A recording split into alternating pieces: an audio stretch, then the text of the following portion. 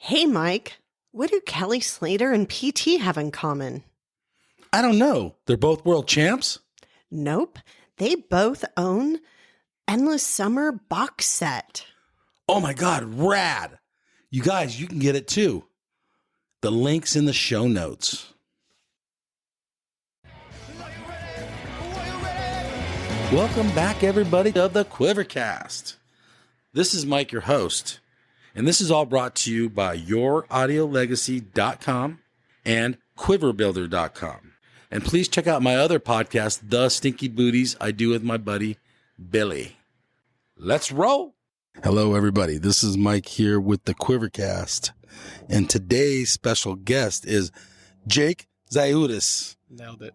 Did it? Yeah. All right. Nailed it. And Jake is a movie maker, director for a surf movie called Waiting for Waves. That's in the Oceanside Film Festival, plus other film festivals throughout the where are the other movie spots? The last one was Austin. That was the biggest one. So that was a big one? Sure. Yeah, Austin Film Festival. Yeah. Oh, rad. Yeah. Right on.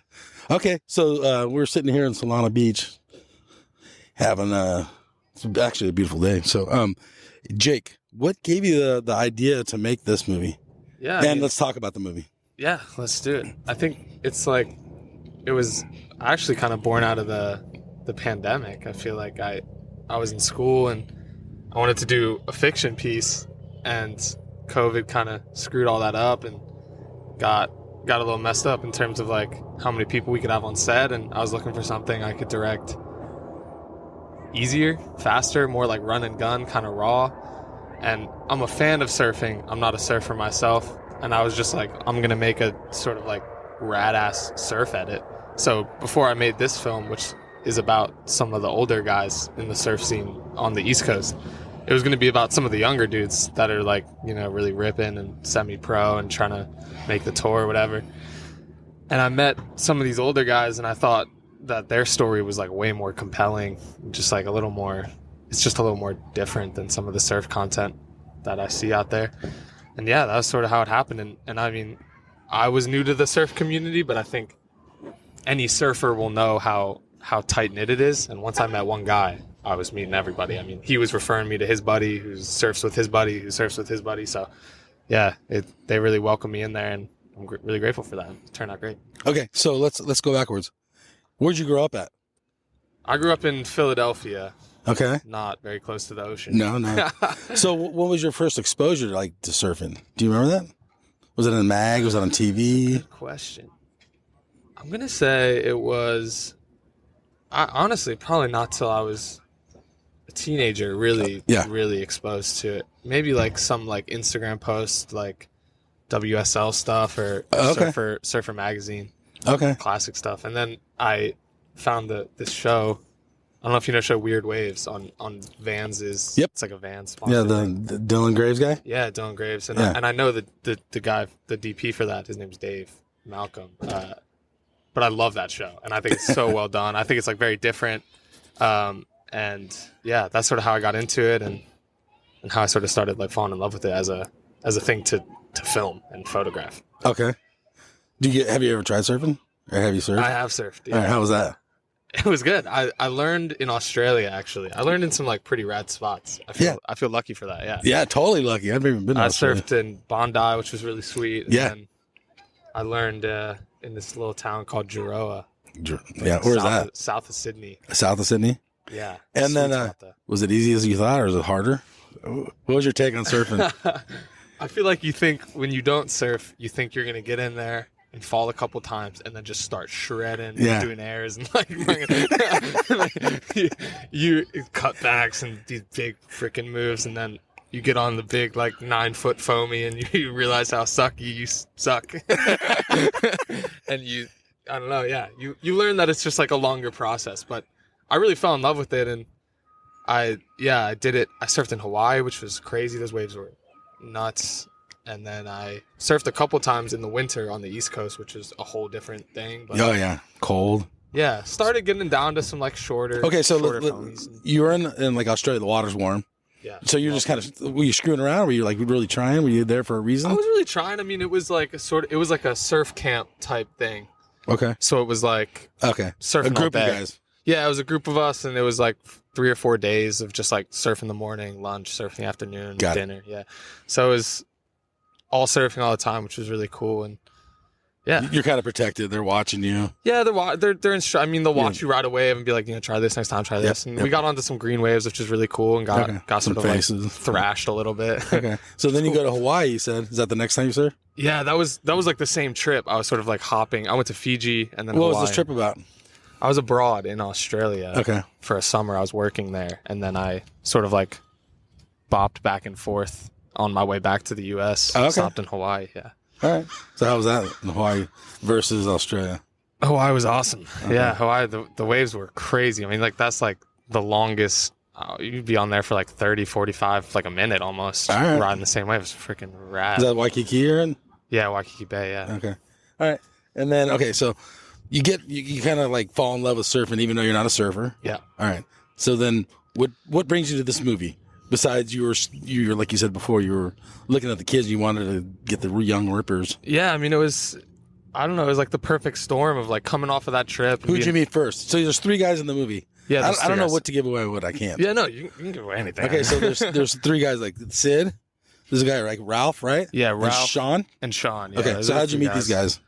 And how'd you convince them to do a movie with you?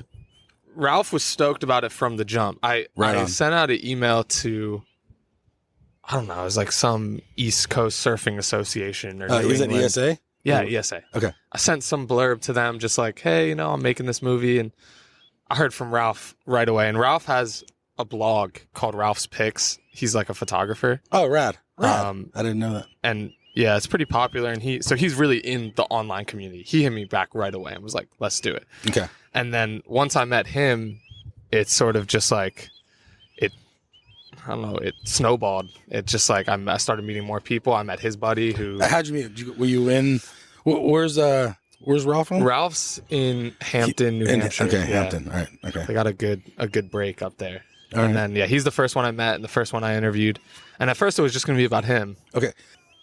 What made you want to make this movie? I guess before, then since I have to interrupt you. I don't know. I feel like most people that make surf movies are surfers. Yeah, I do. For sure.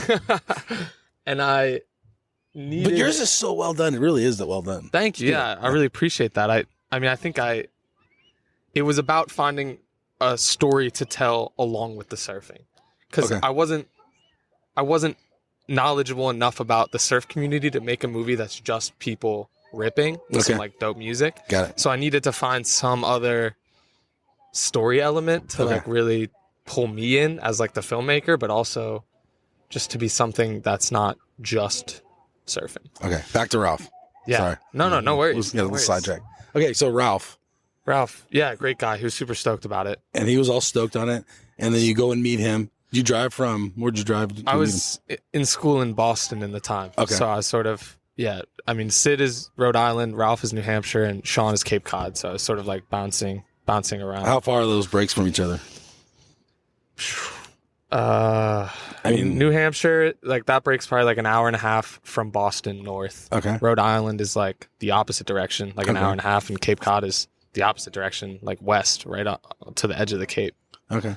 Yeah. And all 3 of these guys, they're friends. Are they friends? I don't know. I don't know if they're friends. But they they're definitely know each other. Okay. Yeah. They I mean, know the of East each other? Coast, yeah, totally. And the East Coast community is small, Okay. and they're sort of like local legends, respectively. So they definitely know of each other. And when I talk to them, I know Ralph. Oh, yeah, Sean. Yeah. So they are. Right on. Yeah, they all know each other for sure. Okay, so then you start the interview process. What did you come up with the questions? Yeah, I mean, it was sort of like, it's a great question. It was hard to find the questions at first, honestly. I mean, I didn't really know what to ask a surfer about surfing. And so it was more like approaching it from like, as if it was any sort of like passion. Okay. And I think what I learned was like, shit, man, like surfing's got to be, that's just like a religion. I mean, like it's more than it's a life, you know? It's such a part of their lives. And so all the questions sort of came out of that. Like, They just come naturally? Or yeah, I mean, honestly, the way I like to do it, the way I like to do it is sort of, I never wrote down questions. Okay. I sort of went in and I sort of got the sense of these guys and what they like talking about, what they didn't like talking about, and I would just sort of let the conversation like organically happen. I don't know, I think that's fine. How you find like the best little bits. If you go in with your, 10 question list stuff, you can't let the conversation sort of like meander. You gotta stick to it. So and it happened organically. They were really open, and it sort of just went from there. And then, how long were you sitting down with these guys? Was it like was it a 1 day deal, or hours, or was it? It was several trips. Several trips for different things. I mean, there's segments of like them walking around their houses, then sort of like showing off their boards and their old stuff, and segments. There's like more sort of like classic talking head sit downs. So, yeah, it was multiple trips, multiple interviews, multiple little bites of scenes and stuff. A long process. It's probably like a couple months of shooting. Okay, and then my next question is, how did you, when it came to editing, what did you decide what to keep and not to keep? Yeah, I mean, that's the struggle. To make the movie, right? Yeah. I mean, that makes the movie, right? Yeah, especially with a documentary, right? Like, I mean, really, you're just shooting as much as you can. We probably had... The camera's on all the time, is that what you're saying? Exactly. I mean, you have to... It's a 20-minute movie. There's probably like 10 or 15 hours of footage. Okay. So, I mean, you can imagine we had to comb that. Yeah. Find the good bits. What makes the cut? Yeah, and then was there a storyline for the movie? Did you have one? Besides older legends? East Coast, Northeast legends. Right. I mean, that's like the storyline, right? And then underneath that, it was about what's underneath? Finding... I think I think especially with the documentary, you find that as you go. Okay. And sort of like did it come out organically? It did. I think the sort of like the natural progression of it was sort of like an introduction to them, and then sort of like their life as it pertains to surfing, what they do with it. They all sort of, Sid runs a surf shop, Sean shapes boards, Ralph takes pictures and videos. They all sort of are ingrained in their own ways in the community. And it just sort of like was like, intro, surfing, and then the sort of underlying narrative was about them getting older and sort of like how surfing is such a physical activity, and sort of became about how they're staying young with surfing, whether that's taking on a different hobby related to surfing, or if that's like photography for Ralph, running the surf shop for Sid. So they're still really in the community. Yeah, I get you. But also about how they're staying on a board, Are they going to longer boards, smaller waves, surfing less, all that good stuff. And then underneath that, okay, so I wrote down a couple things. Yeah. How did you pick these guys? How are these three chosen? Were there other candidates possibly? There were some younger guys for sure, yeah. I mean, but once I met Ralph, Sid, and Sean, it was obvious to me that they were the guys. Yeah, it was obvious to me. Okay. And then it talks about aging like we talked about, but it keeps their youth too, I think. Absolutely. I mean, that's the relationship, and I think that's kind of like the power of surfing a little bit. What about the mental health aspect? There's like a background for like surfing keeps him sane. Totally. Yeah, Sean talks a lot about drinking. Yeah. And he's getting in this dark spot, and his friends are getting in like I shouldn't give the movie away, but yeah, no. That's he definitely talks the most about that, as sort of about how like. But I think all of them do in their own way. Absolutely. I mean, I think it's an implicit sort of part of the film that like they need surfing in their lives, and people that grow up surfing, it's just like if they don't have that, everything else starts to feel wrong. It's sort of like the grounding force for them. I mean, Sean talks about how like you got to take care of yourself first, and for him and for Ralph and for Sid, that means surfing. Yeah. I know. I mean, it's part of the life. Most surfers would relate to that. Yeah. And there's a lot of older guys now that totally love this movie. Like every single person up and down every coast, even Australia, all the coasts really in the world would totally relate to these guys. Yeah. These guys tell their story well too. You told their story well. Thank you. At the end of the day. Really, I'm just like grateful. I think like the surf community is so tight knit. I was just really happy that these guys let me into their lives a little bit and let me be a part of it and let me. Were all three welcoming? As like so, you said Ralph was like on it. Yeah, Ralph was. So what about Sid and Sean? Were they kind of hesitant, or They like, were let's go? stoked. They all got on board for sure. Ralph was definitely like the driving force of like, let's do it. Come up, I'll show you around. We'll go to the break, all that good stuff. And then they just sort of slowly got on board. I think like it was a process though, Okay. meeting them and talking to them and making sure they were on board and knew how much I wanted to tell their story in a very genuine, like authentic way. So yeah, they all got there, and I definitely pressed them a little bit with some of the questions once I knew them a little more. Yeah. To get the really They had good to stuff. open up Yeah, just like bit. You got to ask some tough questions. And how'd they take that? Were they cool with it? Did they ever like stand back like, whoa? They were cool. There's a moment in the film where Sean is sort of like, whoa, no one's asked me that before. Sort of like taken aback. But I think like it was, I never wanted to offend them. It was just all about, earning the trust and really making them feel safe. And like, no matter what they said, I was always going to really take care of it. But there were more tense moments of like questions that felt a little bit pressing or a little bit intense, but yeah, it was all part of the process. Right on. Okay, so let's talk about how many film festivals you've been in and how many you go. Is there any more? Yeah, there's we've been in about 10 so far. Okay. All where at? Give us some spots. You said the Austin one was a huge started one. in Boston. Oh, you started at home. Yeah, started at home and at the school, Yeah. the BU Film Festival, and then there's 2 in Texas. There was 1 in Austin, and then someone from a different Texas festival saw it, and that went to that festival. And Have you been to all these festivals? Or you're a lot of times no, you're I wish. I mean, a lot of it was during COVID. There was one in Australia, Sunshine Coast, in Brisbane. Yeah, that was cool. There's one in England, in Jersey. Really? England? Yeah. There's sick. So it's been around a little bit. The only one I got to go to was Austin, just because it was the easiest one to get to, and I was at the Boston one too. And then now I'm in Oceanside for this one. That'll be cool. I love going and meeting people and doing the Q&As, and it's all good. There's about 20 more that we're waiting to hear back from. All right. And after that, I'm really just like stoked to put it online and just give it to everyone. I'm a little, when it's in the festivals, you got to keep it quiet. So I'm a little tired of that. I'm ready to just show it to the world. Yeah, put it on YouTube, put it on Vimeo, and just get it around, and hopefully people will like it and relate to it in some way. Right on. Yeah. So tonight in Oceanside, which this probably won't be posted till after, honestly, but yeah, everyone swing by. Check out Waiting for Waves, right? Yeah, and exactly. Shake Jake's hand. Yeah, and if anyone listening wants to hear it, you can give them my email. Okay. Do you have any contact besides the email? And what is your email? I can put it on those show notes too. Yeah. You put on whatever. Okay. Instagram or whatever. It's Jake Zaoutis. Yeah, my Instagram. I'll give that to you too. My handle, and then you can put that out there. It's at Jakey Shaky Baby. It's a little hard to All right. But yeah, if people want to see it, you can reach out. I'll send you a private link and a password, and people can watch it. I'm happy to share it. Yeah, no, it's a really good movie, and I think all surfers, no matter where you live, what country you're at, what nationality you are, you will totally understand this movie. Cheers, it totally relates to it. I appreciate that. Well, thanks, Jake, for joining us here at the QuiverCast. And this is Mike and Jake, and we're out of here. Thanks. Cheers. Later.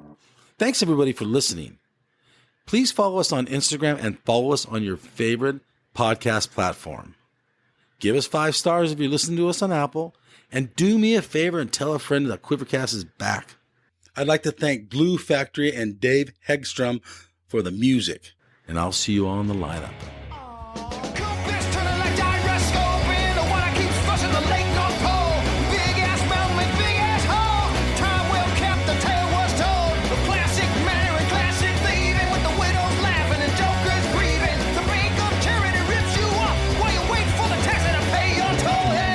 Are you ready?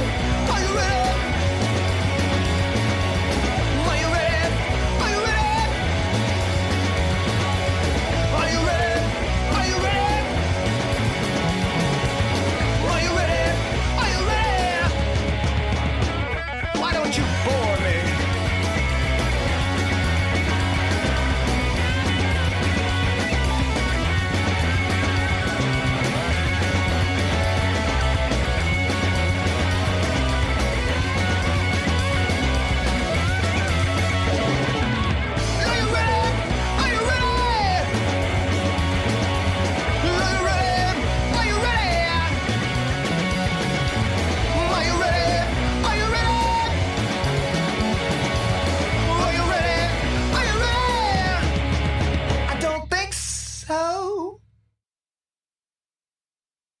Hey, you guys, Endless Summer box set. This thing is legit. It's authentic, numbered certificate in it.